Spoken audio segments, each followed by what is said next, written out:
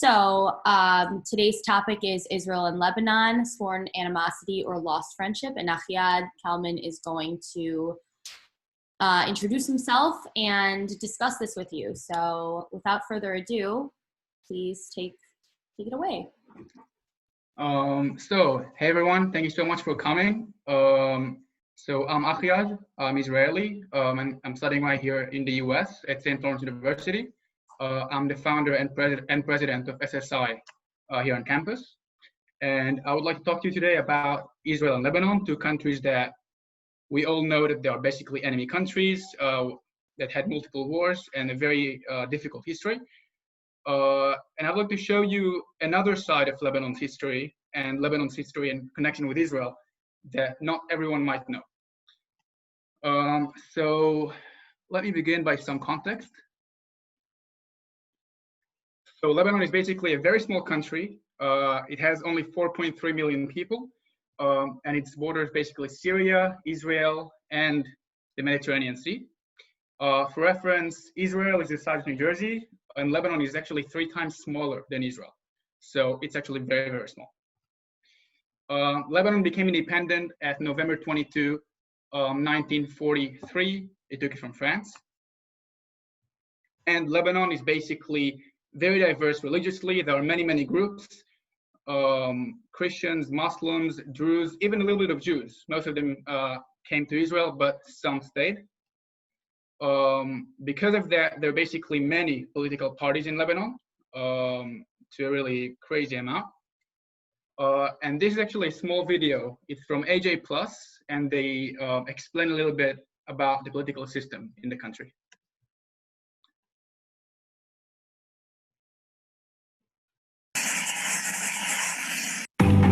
Lebanon has one of the most complex political systems in the world.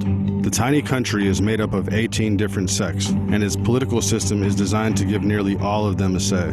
Since Lebanon's independence, the country's leadership positions have been divided between the 3 main sects. Lebanon's president must be a Maronite Christian, the prime minister a Sunni, and the speaker of the House a Shia. Seats in parliament are also based on sectarian proportioning, with each sect receiving a set number of seats in the political body. Lebanese citizens can only vote for candidates from the specific sects that are designated for their district. This sort of system often leads to a political stalemate and sometimes even violence. So is there a better political system for Lebanon?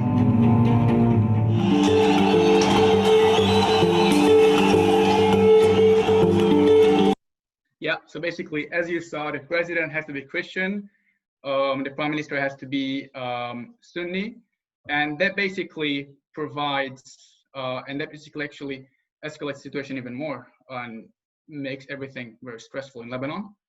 When it comes to Lebanon's relations with Israel, they actually start actually very, very, very, very far behind in history.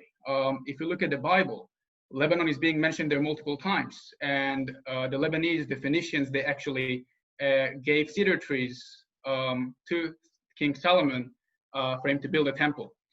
And if you look at modern Israel and modern times, relations between the Christians in Lebanon, the Maronite Christians, and the Jews who live in Israel began even before Israel's existence. We can see right here in this slide guidance for Jewish tourists in Lebanon. We can see both a guideline that actually the Ministry of Tourism of Lebanon back then posted, and on the right side we can see an advertisement for tourism in Lebanon. And yeah, basically Israel's War of Independence happened in 1948, and the war had basically a very large conclusion in Lebanon and a large impact. So basically, a truce was signed between Israel and Lebanon in 1949. Lebanon was basically the first country to do so within the neighboring countries. And Lebanon started facing problems due to the war. So there was an influx of 100,000 refugees. Initially, Lebanon was actually welcoming towards them and tried to integrate them into the society. And after Israel's war of independence, there was basically what's called Lebanon's golden age. That was a time when Lebanon was actually very prosperous. Tourism was tourism was actually a very large industry in Lebanon back then. Lots of people came from all over the world. There were flights anywhere. And yeah, even Israelis back then went to Lebanon. This is a small, really short video that describes a little bit about how Lebanon was prosperous back then. هيدي امك شفت شو كانت حلوه وهيدا انت طب شو ملبسين؟ هاي على الموضه طب شو بعد ما عمل؟ هيدي شو؟ هيدي ليره هاي خليتها من اول معاش قبضته 300 ليره 300 ليرة؟ ايه ب3 ليرات كنا نبرم البلد كلها كنا نطلع بالترامواي على البرج اللي قاعد ب10 قروش واللي واقف 5 قروش على 19 جبت سياره قسطتها 150 ليره بالشهر كنت اخذ عمك نجيب روح على البحر نعمل سكينوتيب ونجقل على البنات وصار معاشي 500 ليره اخذت امك على التليفريك وطلبت ايدها ايه احتفلنا بالكازينو كانت ايام حلوه ما كنا اغنياء بس مبسوطين روح كنا نسهر ونرقص انا اللي كنت ارقص نرقص لوش الصبح ونسرب على الشغل رقصا هي هذه تركها لاني اكيد رح يجي نهار ترجع الليره تحكي استعمل بطاقة لبناني من بنك عودي وخلي الليرة ترجع تحكي. What basically changed everything, basically what made Lebanon from a prosperous country to a very poor country, started with the PLO, the Palestinian Liberation Organization, which after Israel's independence was based in multiple places, Tunisia, Jordan, and Lebanon. Yasser Arafat was the chairman of this organization. And one more thing that basically impacted Lebanon back then was Pan-Arabism. So that's basically a concept. It's a political belief that all Arab states should form one country and unite together. Obviously, as you can see in this map, Israel was a geographical threat to this political ideology. It actually started to, kind of come true with the United Arab Republic. It was basically when Egypt and Syria in 1958 tried to become one country. 3 years later, they actually separated again, so it didn't really work out really well. And one more thing that impacted Lebanon was the Iranian Revolution. Yes, Iran is a bit far from Lebanon, they don't share borders, but it had a very large implication. Basically, in the revolution, so you had the Shah that was overthrown by the Ayatollah, who took place instead. And the Ayatollah was very religious, and just like any totalitarian regime, what Iran wanted to do as a Shia majority country is to extend their influence throughout the Middle East and throughout Shia communities. Lebanon is, as we said, very diverse. There are Shia in Lebanon, and Iran, ever since the revolution, tried to influence them and make them more and more influential within Lebanese politics. What Iran basically wants to achieve is what King Abdullah of Jordan in 2004 actually called it the Iranian crescent. So we can see right here, it starts in Lebanon, goes to Syria, Iraq, Iran, and Saudi Arabia. There are Shiites actually right here in Saudi Arabia next to the Arabian Gulf. So we can see it actually creates the shape of a crescent. That's basically the crescent of the Iranian influence all over the Middle East. It actually started, Iran wanted to actualize this aspiration of an Iranian crescent by the Iran-Iraq war that they started. And the second attempt was connected to the Lebanese Civil War. What started the Civil War was a very, very long process that started in the Cairo Agreement of 1969. This agreement basically let the PLO to basically keep the weapons in refugee camps and to attack Israel with them. So it basically made it possible for them to make South Lebanon as a front of attack against Israel. In 1970, the PLO was actually expelled from Jordan. And because of that, they were allowed to go to Lebanon because of the Cairo Agreement. So they moved to Lebanon and established the HQ right there. They moved to Lebanon with tons of troops, and to the point that they were actually larger than the Lebanese army itself. Arafat began to basically misbehave. He did many things that violated Lebanese sovereignty. He put up checkpoints in Lebanon and did many things like that. And yeah, as the power of the PLO was basically growing with help of multiple countries, for example, Syria, the situation became more and more intense. And because of that, many Lebanese sects, again, Lebanon is very diverse, they all started to create militias. So we can see, for example, the Lebanese National Movement was Withdrew's militia. And on the Christian side, we had Pierre Gemayel, who basically created the Maronite Christian militia, which later on actually cooperated a lot with Israel. We're going to talk about it a bit later. And in 1975, that was when the Lebanese Civil War started officially. So what happened was that a Palestinian who was wearing a mask, he entered a church. He massacred all the people who were there. And in response, the Christian militia bombed a Palestinian bus in South Lebanon. That what basically ignited everything and started a war. The war lasted for 17 years and more than 40,000 people, more than 150 people died and 40,000 people went missing. As you can see, there were many sides to the war. Israel was one of them. We're going to talk about it a bit later. And again, the demographic of Lebanon is actually very, very, even though Lebanon is diverse, every single sect lives in a different region. So the Sunni Lebanese live in the north, the Christians and the Druze live in Mount Lebanon, the Shia lives in the south and the west, and the Palestinians, they live in the south because that's, again, close to Israel. Syria, at the beginning, they wanted to intervene in the war for their own interests.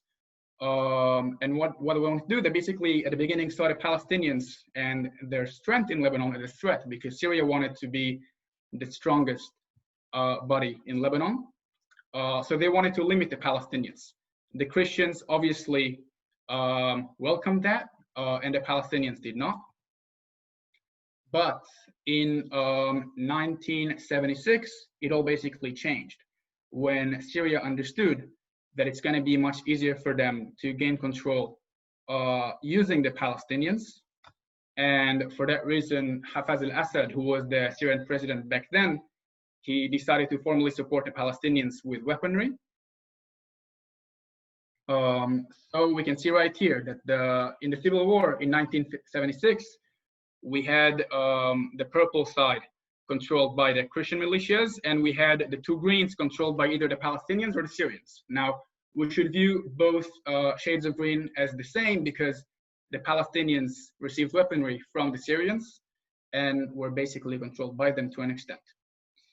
The Lebanese Forces, which were basically another militia, Christian militia, that was founded by Bashir Gemayel, were also really important. So Bashir Gemayel was a really strong Lebanese figure.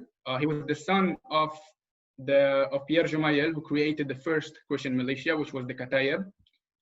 And he was actually elected president in 1982. As you know, the president has to be Maronite Christian, and he was elected.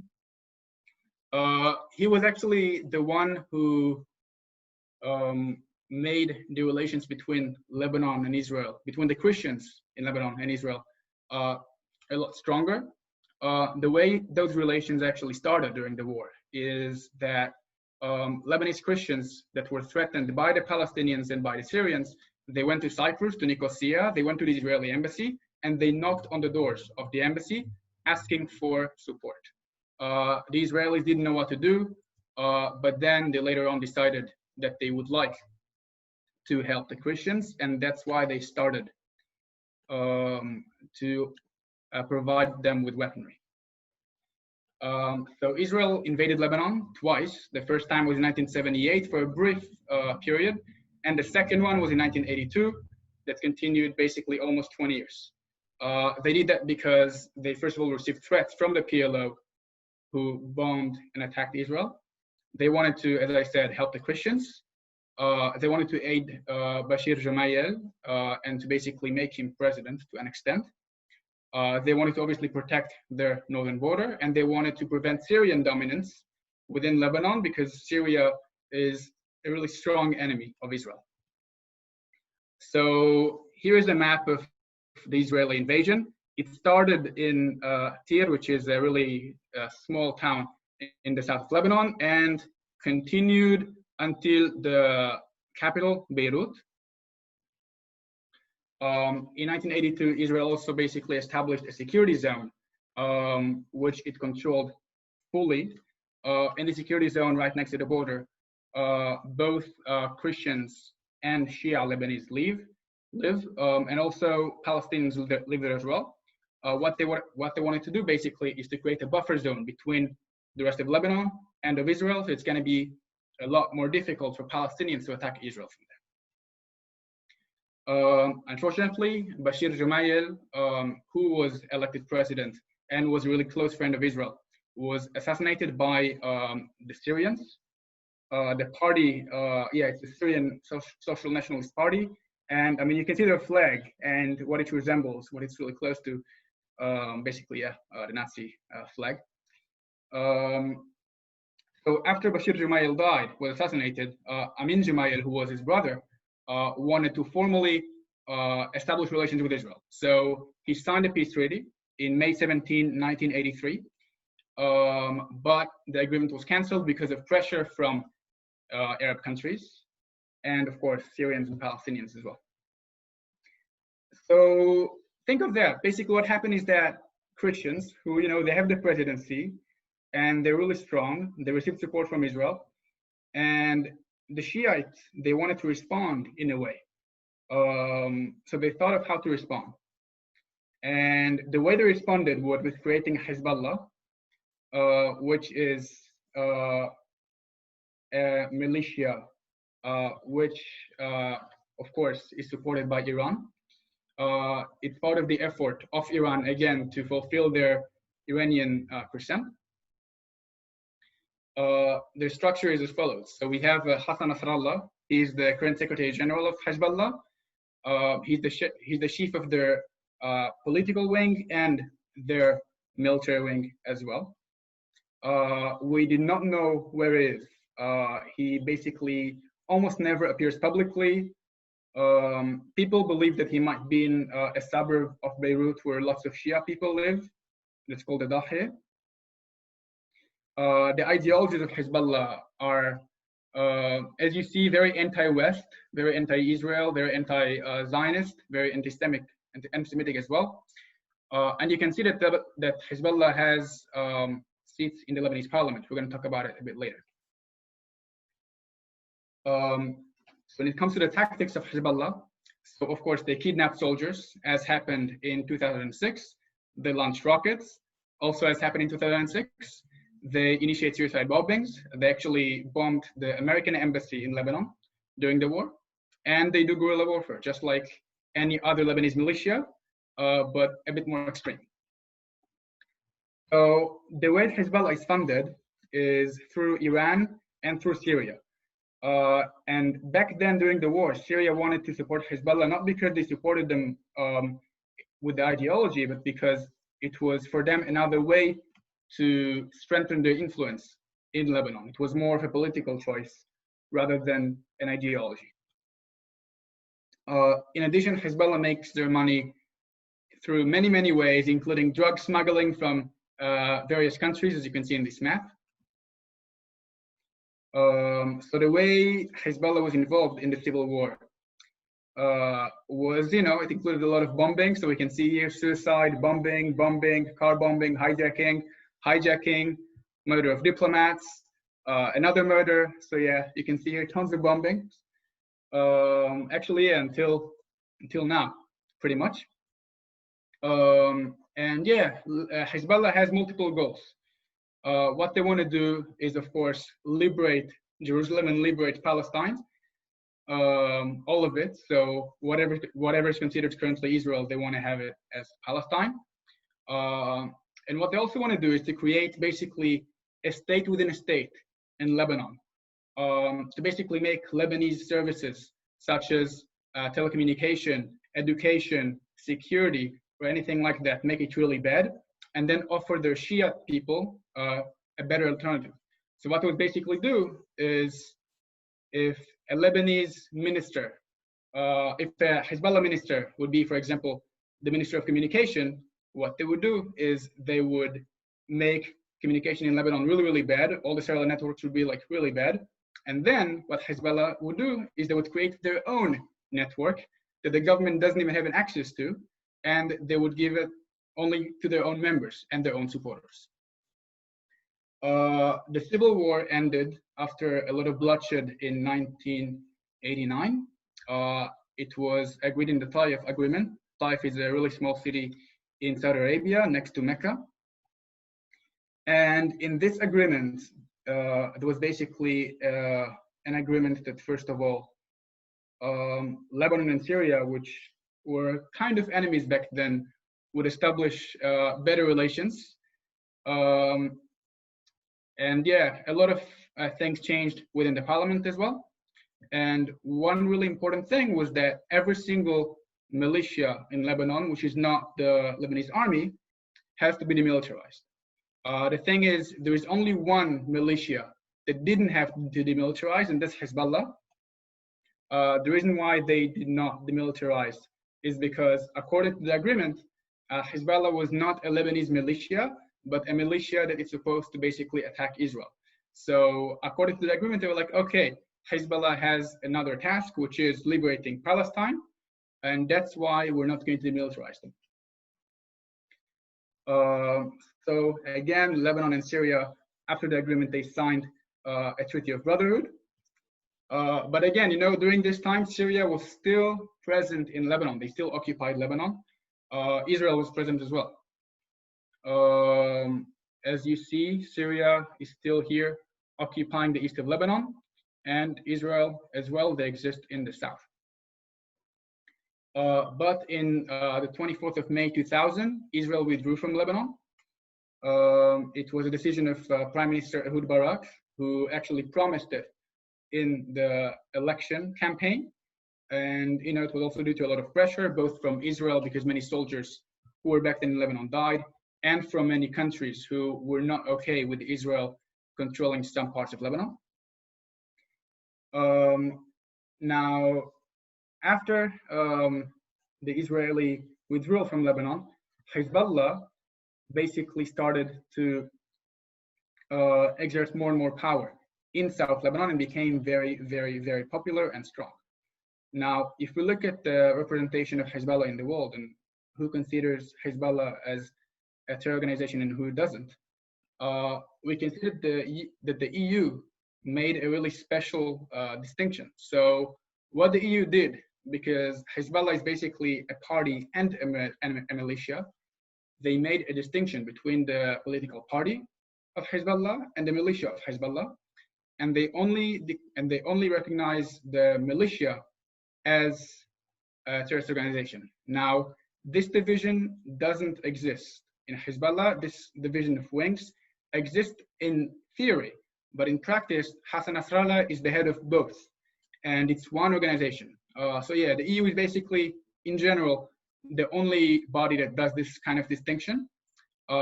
Exceptions to that are Germany and the Netherlands, who consider Hezbollah as a whole as a terrorist organization. The US, of course, labels Hezbollah as a whole as a terror organization. And when it comes to the Arabs, at the beginning they supported Hezbollah, but then after they understood that Hezbollah is an organization which is supported by Iran, they started really slowly in a gradual process to separate themselves from Hezbollah and start to basically not like them and not support them and pretty much go against them. And it was to the extent that in 2016, the Arab League declared Hezbollah, the whole of the organization, as a terror organization. And this was very big news that the Arab League declared Hezbollah as a terror organization. They declared other Arabs as terrorists. That was a very big thing, especially considering how Hezbollah is a really strong political party in Lebanon. We can see right here that actually Germany, they declared the entirety of Hezbollah as a terrorist organization really long ago. It was on April 30th. And we can see right here a message from Saudi Arabia welcoming Germany and their declaration of the whole organization as a terrorist organization. What Hezbollah also did was assassinating the former Lebanese Prime Minister Rafik Hariri.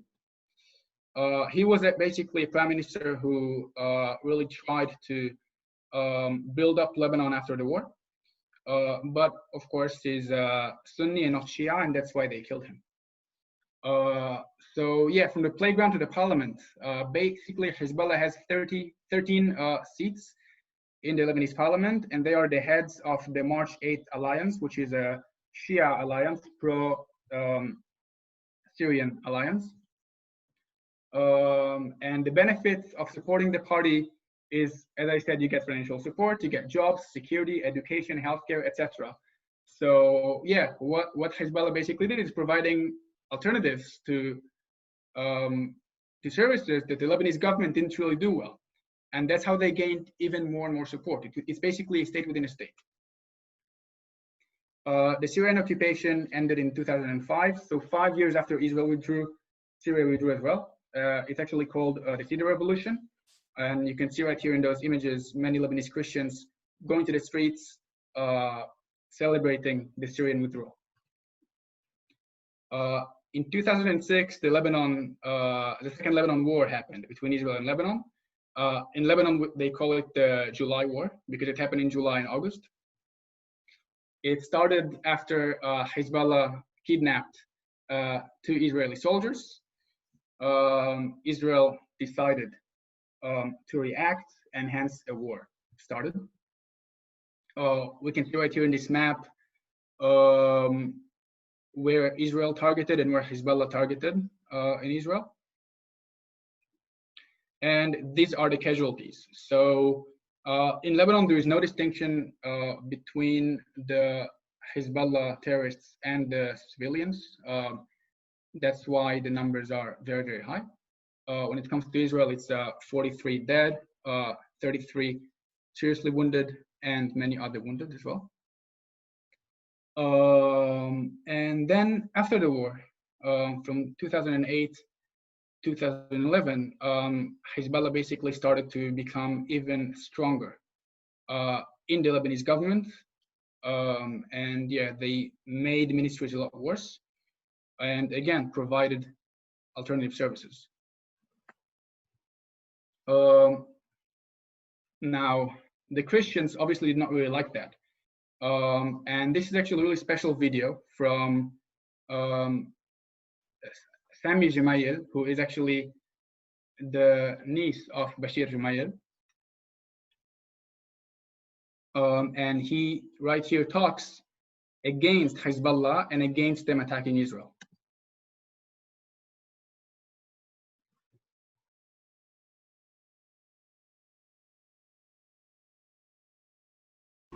انه هيدا الوطن كان احلى وطن بالعالم. هيدا الوطن كان اسمه سويسرا الشرق، والكبار بيناتنا بيتذكروا كتير منيح شو كانت حلوة الحياة بلبنان. انما خلونا نتذكر اي متى تغيرت المعادلة، واي متى تغيرت حياتنا. تغيرت وقتا انفتحت الجبهة بالجنوب. تغيرت سنة 69 وقت قرر البعض بأنه يعمل من لبنان منصة صواريخ على إسرائيل. من هيدا التاريخ بدأت الويلات. من هيدا التاريخ بالذات بدأت الويلات. فنحن بدنا نكون واعيين تماما أنه ما رح نطوي هيدي الصفحة السوداء من تاريخ لبنان. ما رح نطوي الحرب اللبنانية. ما رح نطوي كل الكوارث يلي قطعنا فيها. إلا ما نرجع على سبب وجود هيدي الكوارث، ويلي هو تسكير النهائي لجبهة الجنوب اللبنانية. نهائي نهائي نهائي.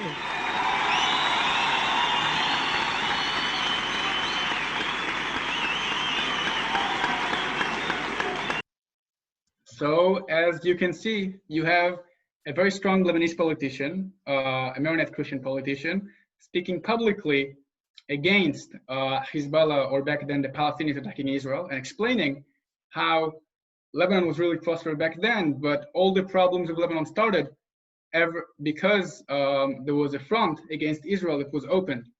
And he believes that the only way to make Lebanon prosper again is to close this front and to, ultimately establish relations between Lebanon and Israel. And this is something which is really rare to hear from a Lebanese politician. There are really few actually have the courage to say that.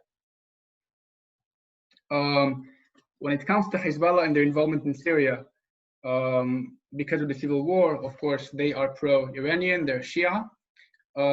They went to Syria to help Bashar al-Assad and Iran to fight against the rebels. Now, this is really important for Israel because this is where Hezbollah basically gained a lot of experience in warfare. And Israel has been watching Hezbollah ever since it entered Syria. When it comes to them entering Syria, at the beginning, they did not admit that they entered Syria. But then after a couple of years, they decided, okay, we admit it, we're in Syria. And yeah, they basically took control over many villages and districts in Syria, mostly really close to the Golan Heights, the Syrian part of the Golan Heights, and along the Lebanese border. Now, what it also did, the Hezbollah, Hezbollah being in Syria, it had another consequence as well. So them being in Syria, next to the Lebanese border, made them actually protect Lebanon. And that's why many Christians in Lebanon, they would see Hezbollah as a double-sided sword back then. Because on the one hand, they protected Lebanon from the outside in Syria. On the other hand, they really made Lebanon worse from the inside. Now, in response to that, in response to the Hezbollah, Iran, Syria alliance, the Sunni Arabs in the Arab world, they started to form secret relations with Israel. You can see right here, we have Israeli Foreign Minister Israel Katz. He attended the climate summit in the UAE a couple of years ago. And yeah, there's actually been talks today about Israel and the UAE cooperating against coronavirus formally. When it comes to the UAE, of course, they do not like Hezbollah. They actually, put some cell members of Hezbollah in jail in 2016. And this is actually a quote by the UAE ambassador to the US, Yusuf al-Ataiba, in which he basically declares that the UAE seeks peace, and to prove that, they actually listed Hezbollah as a terror organization. So besides the Arab League doing it, they did it as well as a sovereign country, and they also condemned Hamas in many instances. So yeah, basically what happened is this. Currently, Israel is becoming a lot more closer with the Sunni Arab countries, with the UAE, with Bahrain, and with the rest of the Gulf countries, also with Jordan and with Egypt.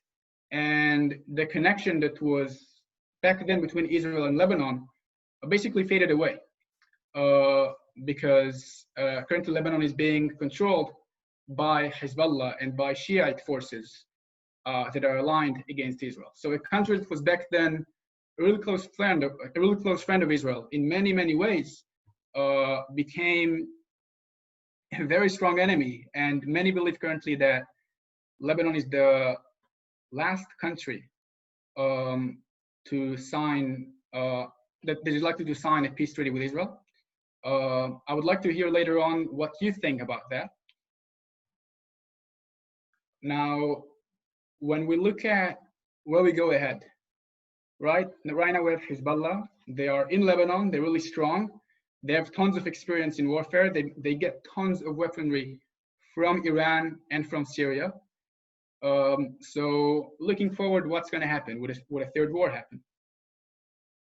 So actually, last month, the chief of staff of the Israeli military declared that Israel is prepared for every single scenario, and that if there would be a war, Israel would win this war. Nasrallah made comments after this. So he said that Israel is aware that any attack on Lebanon would not pass without a response. And he said that basically the Israeli army, despite having allegedly nuclear weapons and despite being really strong, is weaker than a spider web. Now, it's really important to understand that currently, because Hezbollah also lost many fighters in Syria, and because the situation in Lebanon currently, also because of COVID-19, but even before, politically was really, really intense, and the economic situation is not good. Hezbollah doesn't have currently an interest of opening a war with Israel. But considering that Hezbollah is a proxy organization of Iran, if Iran gives them the order of doing something and entering a war, they would have to follow suit. When it comes to how the war would look like, many people believe that it would be deadly. A lot more Israelis are going to die, a lot more Lebanese as well. And yeah, the question is basically which country would be sent back to the Stone Age, whether it's going to be Israel or Lebanon. Yeah, so now I'd like to take some questions from you. Let's see. So I saw that some of you sent some questions in the chat. You guys can, yeah, keep sending. So I can see Ofir Dayan asked, what is my personal connection to Lebanon?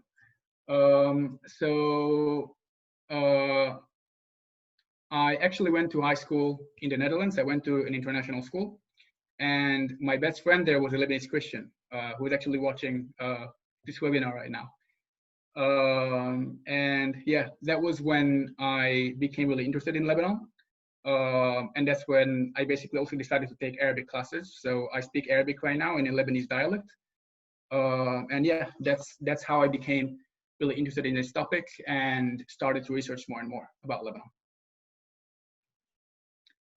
I can see Eric asked about, yeah, primarily funding from Hezbollah comes from Iran. Has the Tyson embargo against Iran began to affect Hezbollah power and influence in Lebanon? Okay, that's a really good question. So yes and no.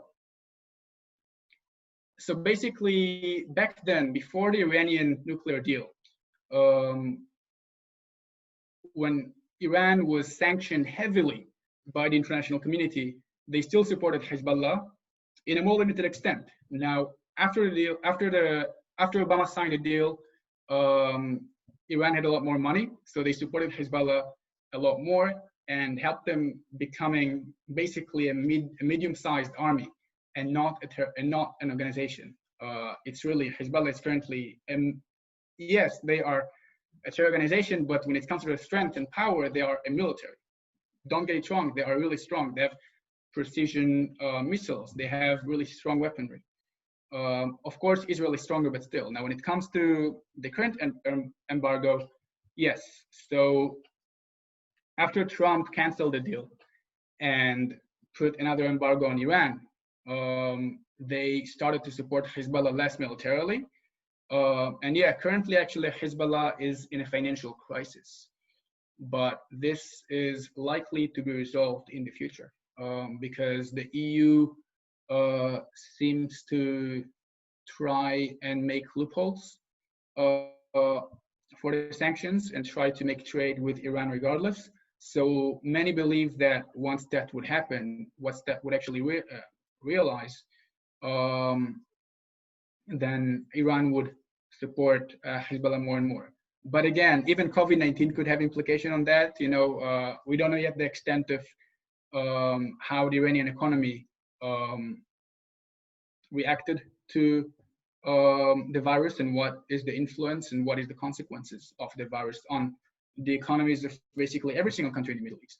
So it's unlikely to know what would happen in the future. But many believe that, especially considering the situation of how the US and many countries in the region and Israel are really trying to create an alliance against Iran and try to defeat them in many ways, diplomatically and militarily, Iran would see it as an interest to help Hezbollah more. So maybe despite sanctions and maybe despite economical collapse because of COVID-19, they would keep supporting Hezbollah. Yeah, do you have any other questions?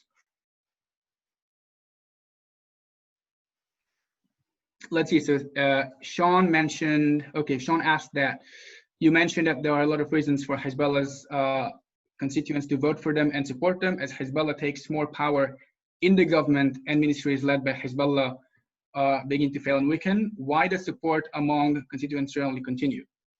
Well, that's because the support is not only because of money and education and telecommunication networks, it's also because of the ideology.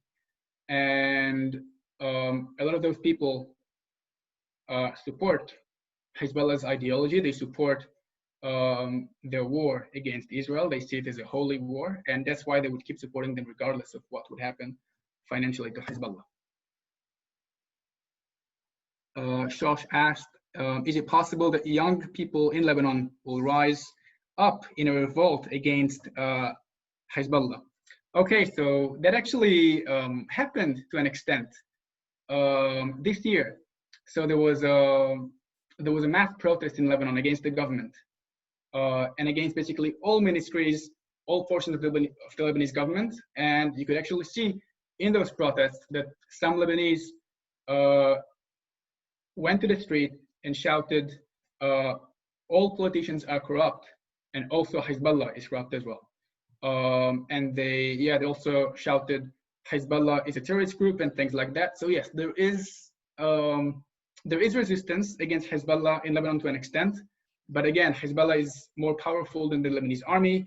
It's the most powerful body in the country. So the influence of those protests is obviously very little.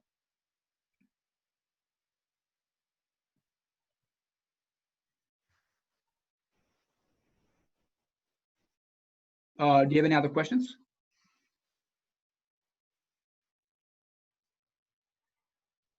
With that, if you want to give your contact information or your Instagram handle so that anyone who has any questions that they weren't comfortable sharing or come up with later, if you could either give them, oh, it's right there, right on the screen. Yeah, so yeah, it's right here. You can basically either send me an email or just look me up in Facebook, Instagram, Twitter, wherever you want, basically. You can send me any questions you might have. And yeah, I'd be more than happy to answer them.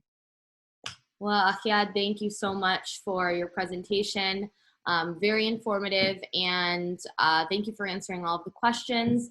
Again, if anybody wants to reach out to him, here is his contact information on the screen. I encourage you to follow up, ask questions that come to your head later on this evening or tomorrow or the next day, and keep an eye out for further SSI webinars. And thanks for joining in tonight, guys. Thank you so much.